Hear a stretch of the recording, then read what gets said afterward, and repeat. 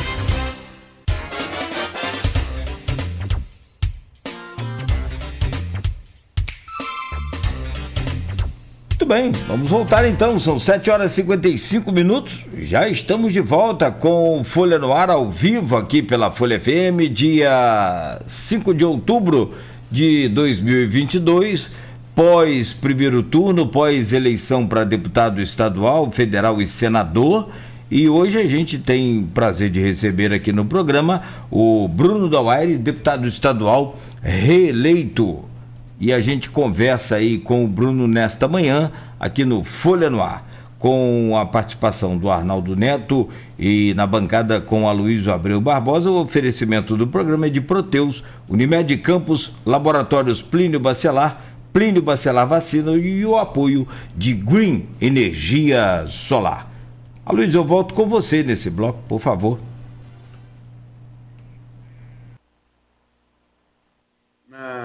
Na sexta-feira, numa análise aqui com Arnaldo e com Cláudio Nogueira, uma coisa, pesquisa é a tendência, retrato do momento, né, do presente. E no meu entender, estamos até conversando aqui no intervalo, as pesquisas não erraram. As pesquisas, porque o voto útil, isso o próprio Felipe Nunes, cientista político, diretor do Quaest Pesquisa e Consultoria, é um instituto que tem feito seu nome nessa eleição, ele falou isso na quarta-feira. A pesquisa não registraram o voto útil ainda, e o voto útil se dá sempre entre 48 e 24 horas antes da urna. Quase sempre é assim. Sério, as pesquisas de sábado dando uma vantagem. Porque, veja bem, as pesquisas confirmaram quase de maneira exata a liderança de Lula, confirmaram a grande vantagem de Castro e a grande vantagem de Romário. Fala-se muito que as pesquisas erraram com Bolsonaro nas intenções de voto, mas se você comparar pesquisa voto na urna, Bolsonaro e Ciro, está ali. O voto útil aconteceu nas 24 horas anteriores e foi de Ciro para Bolsonaro. O voto útil que o PT pregou aconteceu nos eleitores de Ciro, só que não foi para Lula, foi para Bolsonaro. E também uma parcela de indecisos, que tinha 11%, mas enfim. Mas com base nas pesquisas, vamos falar antes do plano estadual. Eu falei aqui na sexta-feira com o Arnaldo e com o Nogueira, e falei, ninguém estranhe se na segunda-feira a gente estiver aqui falando no segundo turno presidencial da definição de Cláudio Castro no primeiro turno. Falei isso aqui na sexta-feira. E como de fato se deu. Né? Em relação a Cláudio Castro, eu admito que é um feeling. Eu estava com esse feeling até pela grande rejeição de Freixo, que sempre liderou a rejeição. E diferente de Bolsonaro, ele não tem a máquina para furar essa rejeição. É um deputado. Bolsonaro é presidente. Castro, eleito no primeiro turno, seu aliado político, você foi aliado de Wilson Witzel antes e depois dele, né, quando ele herda o governo do impeachment de Witzel, e sai muito fortalecido dessa eleição, né? Com a eleição primeiro turno é uma eleição consagradora para qualquer político, na disputa em 2 turnos, né? Como é que você viu essa vitória de Cláudio Castro no estado do Rio de Janeiro? Pois é, eu sempre né, eu gosto de acompanhar as pesquisas eleitorais. Conversei com o governador Cláudio Castro uma semana antes, praticamente uma semana antes das eleições. Falei para ele que eu acreditava muito na vitória dele no primeiro turno, pelo que eu estava sentindo nas ruas, né, pelo que eu observava dentro do cenário político. Cláudio é uma figura carismática, o Cláudio é uma liderança nova no Rio de Janeiro. Como você próprio citou, o deputado Marcelo Freixo, com uma rejeição muito grande, sem furar a bolha para o interior do estado. Né? O Freixo teve apoio da ex-prefeita Carla Machado na região, mas não conseguiu furar essa bolha, até porque o governo Cláudio Castro, ele desde do governo Garotinho, a gente não vê tantos investimentos no interior do estado. A gente que andou por todos os municípios do interior, a gente percebe, né, as obras acontecendo, os investimentos de infraestrutura sendo feitos, as rodovias sendo recapeadas. Eu não tinha dúvida. O Cláudio, ele sai muito fortalecido dessas eleições. Tenho muito orgulho de ter feito parte do staff administrativo dele, ter ocupado um cargo no executivo de secretário de Desenvolvimento Social e Direitos Humanos. Né? Fico mais orgulhoso ainda quando eu vejo nas propagandas eleitorais, né? Porque eu fiquei apenas 6 meses na gestão da secretaria, Luiz. Completei 6 meses e saí da secretaria. E ver o Cláudio Castro citando o Programa Social de Transferência de Renda, né, de Renda Mínima, Super RJ, que fomos nós que operacionalizamos, 325 mil famílias atendidas em todo o estado do Rio de Janeiro. Quando eu vejo ele falar de uma das pautas do meu mandato e de uma construção linda que a gente fez à frente da Secretaria de Desenvolvimento Social, que foi a Casa de Direito da Mulher Daniela Pérez, né, que é o equipamento mais completo do Brasil no combate à violência contra a mulher. Quando eu vejo ele citar a reabertura dos restaurantes populares, eu, em 6 meses, reabri 2 restaurantes, um em Caxias, o outro em Campos, né, e consegui, dentro do conselho, já transferir, naquele momento, a verba para a reabertura do restaurante de Belfor Roxo. Né? Eu fico muito feliz em ter feito parte de toda essa história construída pelo governador Cláudio Castro, que está aí há um pouco mais de 1 ano e meio na gestão do Executivo Estadual. Né? Conseguimos dar esse reforço, não só de discurso, mas também de ajuda ao governador. Né? A gente trabalhou muito nesses 6 meses e vendo, né, que tudo isso ajudou ao governador também a ocupar as propagandas eleitorais, a propagar todos esses projetos, eu fico muito feliz. Eu nunca tive dúvida da vitória do governador.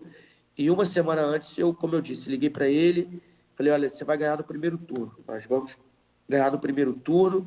Eu tinha pesquisas internas que me diziam isso, inclusive na cidade de Campos, 2 dias antes, né, a gente tinha feito uma pesquisa interna que apontava realmente uma votação muito expressiva do governador Cláudio Castro no município de Campos dos Goytacazes. E aí também enviei uma mensagem, falei para ele que era para ele ficar tranquilo, que a cidade de Campos, a região norte, a região noroeste, iria corresponder à altura todo o governo de excelência que ele tinha feito. Como eu disse, sai fortalecido, está com uma base muito forte na Assembleia Legislativa do Estado, embora os partidos de oposição também tenham crescido, mas eu acho que ele consolida a sua liderança também a nível estadual, como um dos grandes protagonistas dessas eleições. A eleição de Castro, como você falou, Bruno, foi uma eleição muito forte, consolidada, uma ampla vitória, sobretudo aqui na região. São Francisco, por exemplo, deu mais de 85% dos votos a Castro. Mas a eleição também é uma eleição para governador. E o partido senador, desculpa, e o partido do governador tinha candidato ao Senado, que era Romário, mas o grupo do União Brasil tinha a candidatura da Clarissa Garotinho. Como que foi essa divisão interna entre vocês, entre quem apoia a Castro, apoiar a Clarissa, essa divisão na hora de campanha na rua, e como que você avalia mais um mandato ao Romário? Romário que já é senador há 8 anos e agora consegue aí um passo para mais 8 anos à frente do Senado, com uma cadeira no Senado representando o Rio de Janeiro. Bom, eu apoiei abertamente a deputada Clarissa, né? Fiz campanha para Clarissa. Eu acho que tenho a avaliação de que, infelizmente, o Daniel Silveira, que concorreu sub júdice, se tivesse retirado sua candidatura, a Clarissa tinha chances reais de ganhar as eleições. O voto da direita e da centro-direita, ele se dividiu, né? A Clarissa teve uma votação expressiva, muito bem votada, mais de 1 milhão de votos, né? Diante de todo esse contexto político, né, tendo 3 candidatos a Senado disputando, né, praticamente o mesmo eleitorado. O Romário é uma figura muito popular, né? É um nome que chega, né, por tudo que ele fez no futebol, né? A gente agora tem que cobrá-lo para que ele possa ajudar o Estado do Rio de Janeiro, possa representar o Estado do Rio de Janeiro. Eu confesso que eu gostaria muito, conheço o Romário, adoro a figura do Romário, mas eu gostaria muito de ter tido a Clarissa Garotinho eleita, porque é uma mulher, é oriunda do interior do Estado, conheço as pautas que ela defende, né? Então, assim, eu acho que a Clarissa seria uma senadora muito importante e preparada tecnicamente para poder defender o Estado do Rio dentro das pautas, sobretudo na questão do Pacto Federativo, né, que é onde o Rio de Janeiro ele sai muito prejudicado, é um dos estados que mais arrecadam recursos e impostos para a União, e a gente aqui precisa ser olhado de maneira diferente. Eu acho que a Clarissa seria muito importante dentro desse contexto no Senado Federal para poder discutir essas particularidades e peculiaridades do Estado do Rio de Janeiro diante do Pacto Federativo. Bom, meu caro Bruno, tem uma pergunta para fazer para você. Aliás, tem várias perguntas para fazer para você. Eu queria, inclusive, depois saber. É claro que está muito cedo ainda, né? Você falou agora há pouco, está nessa ressaca de pós-eleição ainda, essa coisa toda de esses números expressivos e tudo mais. E eu percebo que você fala com muito carinho também e saudade de ser secretário. Depois eu vou te perguntar se você pretende voltar a ser secretário estadual. Eu fiz aqui ontem no programa algumas contas e eu falava sobre a questão dos senadores. E o Aloysio explicava bem numa analogia ao futebol que a esquerda separou, né? A direita também separou e o Romário, como sempre, dentro da área com marcação, ele já é difícil sozinho, então ele partiu para o abraço. O Molon com esse siciliano daria 2.700.000 votos. 2.700.000 votos. O Romário teve 2.300.000 votos. Eu estou arredondando, tá? Desculpa os menorzinhos aí. O Daniel, que você falou, teve 1,5 milhão de votos. A Clarissa, 1.100.000. Então, todas as duas frentes ganhariam do Romário se tivessem unidas. Como você avalia essa desunião e o que é possível fazer para essa nova política que você falava em renovação no início do programa? Olha, no início do programa o Arnaldo me perguntou sobre São João da Barra, né? Sobre a questão da oposição ter sido fragmentada nessas eleições. Isso é um aprendizado importante, né, para que a gente possa ter para as próximas eleições, né, que não se dá para aqueles que têm projetos similares, programas similares, vontades similares, ideologias parecidas, que fazem oposição ou disputam algum tipo de cargo dentro de um eleitorado se dividir, né?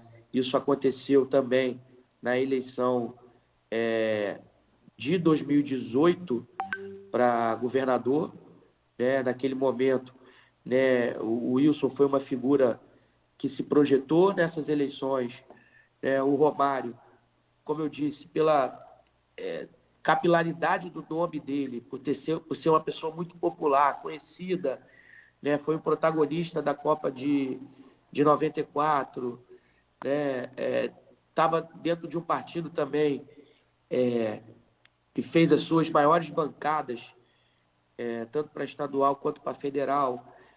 A gente precisa ter maturidade política para poder entender o contexto político, e não arriscar, né, o futuro por causa desses tipos de vaidade. Por exemplo, como eu disse, o Daniel Silveira concorreu sob júdice, né, e ele disputava o mesmo eleitorado que a deputada Clarissa Garotinho. Você, como disse, somado os dois, daria mais votos do que o Romário. A esquerda, né, com Molon e Siciliano, essa disputa mesmo dentro do mesmo campo ideológico, né, acabou também atrapalhando os dois. Era preciso ter maturidade para sentar, dialogar e construir essas candidaturas. E eu faço essa analogia justamente com São João da Barra.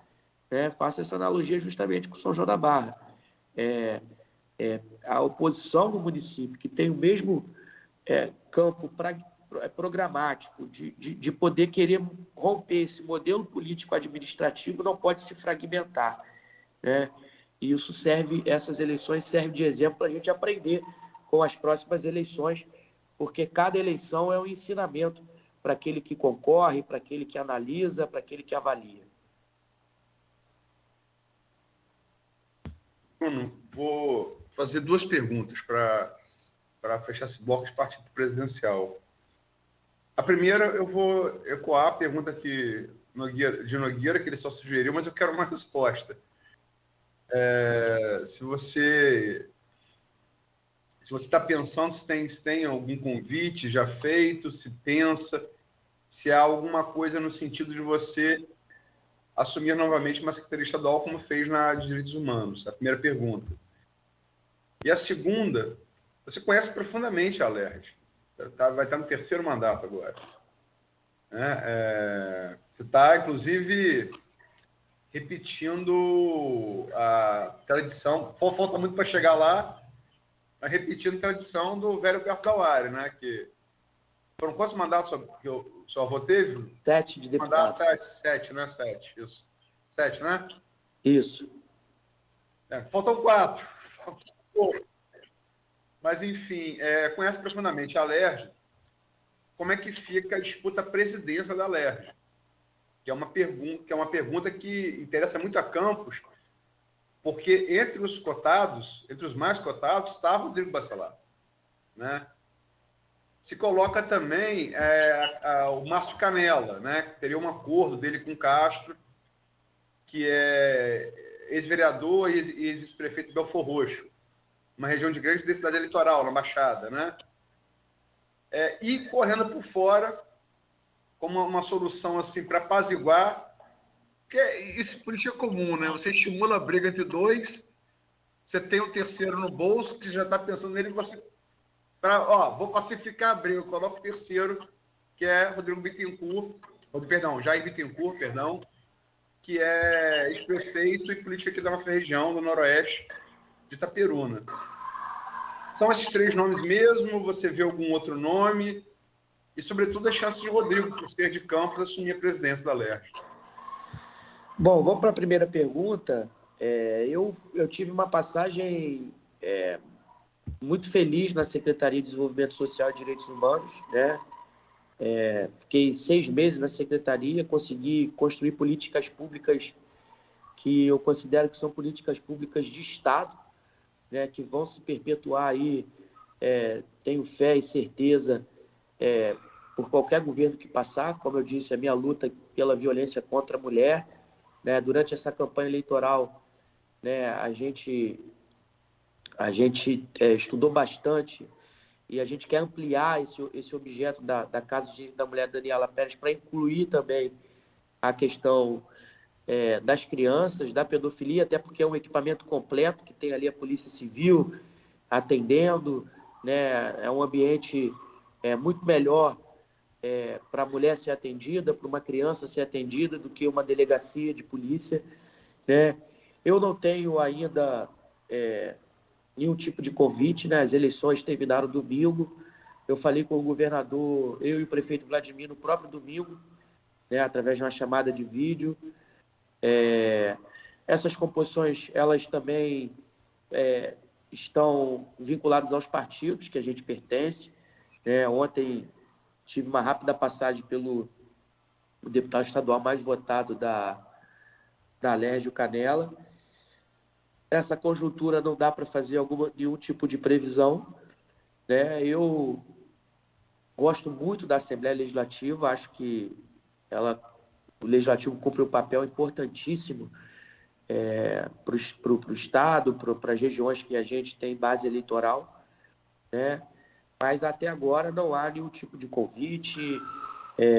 Eu também acabei de ganhar as eleições, estou aqui ainda fechando meus números, tentando entender, né, os municípios que a gente teve votação, e é óbvio que ser secretário de Estado é sempre uma honra, né? O meu avô foi secretário de Estado, né? Acho que em 2 governos, foi secretário de Leonel Brizola, de Obra e Infraestrutura, eu fui secretário de Assistência. É sempre uma honra poder ser secretário. Eu, como você sabe, no meu convite à Secretaria de Assistência do Estado, eu relutei muito em ir para o Executivo, mas entendi que era uma missão importante para a gente imprimir a nossa marca como gestor público, né? E a gente, graças a Deus, em 6 meses conseguiu deixar um legado importante como uma secretaria protagonista, inclusive no Brasil. Fomos o primeiro secretário do Brasil a assinar um acordo de políticas públicas para mulheres com o CNJ. Fomos a primeira secretaria do Brasil a criar uma coordenação e atenção às pessoas com doenças raras. Foi a primeira secretaria do Brasil a criar uma coordenadoria de direitos humanos para agentes de segurança pública, né? A gente quebrou muitos paradigmas, né? E deu assim uma visibilidade muito grande à secretaria. Então, é sempre uma honra poder ser secretário, só que agora a gente continua exercendo o nosso mandato de deputado. Eu estou no Rio de Janeiro, né? Ontem tive da LERJ, hoje estaremos de novo discutindo pautas e projetos importantes e também batendo na porta dos secretários para poder, né, trazer recursos, resolver demandas dos municípios do interior de todo o estado do Rio de Janeiro. A eleição para presidente, né, é sempre muito disputada na LERJ, né? As forças políticas, elas se cruzam nesse momento, né? Eu confesso que não participei desse diálogo do acordo em relação à presidência para o Márcio Canela, que é um companheiro que eu tenho muito carinho e respeito, né? Escutei falar também sobre esse acordo. Eu acho que eleição para presidente da LERJ, o governador tem um peso muito importante, né? O governador tem um peso muito importante. Essa é uma avaliação muito concreta diante de todas as eleições presidenciais que eu vivi, né? Então, o Cláudio Castro, se tiver tido esse acordo, né, com o Márcio Canela, ele sai como um grande favorito, né? Nós temos 2 colegas que eu também tenho relação, embora adversários da região, disputando o mesmo voto, que é o Rodrigo e o Jair Bittencourt, né? São pessoas que também têm experiência, o próprio Jair Bittencourt já foi prefeito, já está também no seu terceiro mandato, mas ainda é muito cedo para fazer qualquer tipo de avaliação em relação à presidência da Alerj. Os deputados ainda estão, como eu disse, nessa ressaca eleitoral, tentando entender os números, mas é óbvio que essas articulações começam, acredito que nas próximas semanas as coisas começam a clarear para a gente ver para onde está andando esse barco, mas deixo aqui registrado que a participação do governador, e do governo, ela é crucial para a eleição de presidente da Alerj. O Rodrigo disputa, o Jair, como você disse, tem aí o seu nome também veiculado, por outro lado, essa história do acordo com o Márcio Canela. A gente precisa avaliar e escolher o melhor presidente que possa pacificar também. O presidente ele precisa trazer tranquilidade para a votação dos projetos de lei na Alerj, precisa trazer tranquilidade para a discussão de pautas polêmicas, não pode ser o monopolizador da pauta, e a gente tem que escolher o presidente mais democrático para estar discutindo pautas de esquerda, pautas de direita, pautas de centro, para deixar as representatividades através dos deputados votarem. E a gente tem que aguardar para ver para onde anda esse barco. Vou fazer só uma pergunta, Nogueira, posso? Vai lá, claro. Eleição a presidente da Alerj. Canela, Rodrigo, Jair. Bruno da Hora vota em quem? Olha, a questão é partidária, né? Canela é do meu partido. Eu acho que tudo isso é uma construção. Eu não posso cravar aqui nenhum tipo de compromisso com o voto.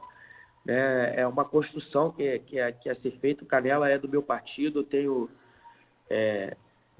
amizade com os outros dois deputados também, embora sejamos adversários, embora a gente diverge em algumas questões, embora divergência em algumas questões, mas não dá para cravar aqui o compromisso de voto.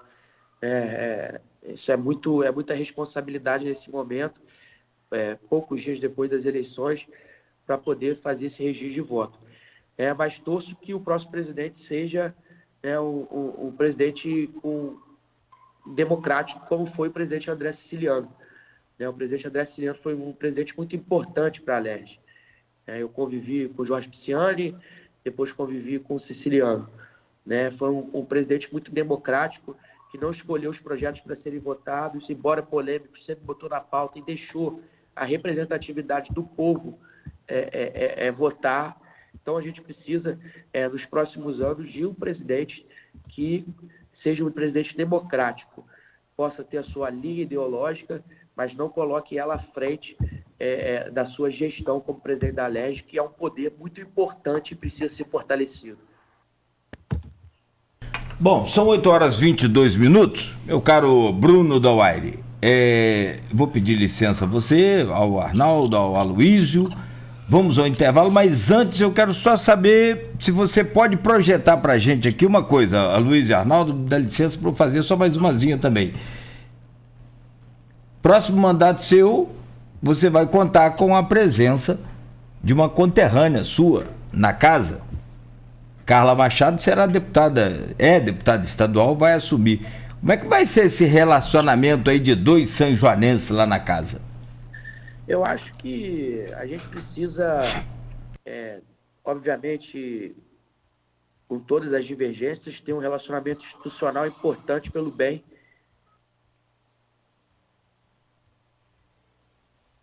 do município. Oi, voltou? Pelo bem do município, pelo bem do interior do estado.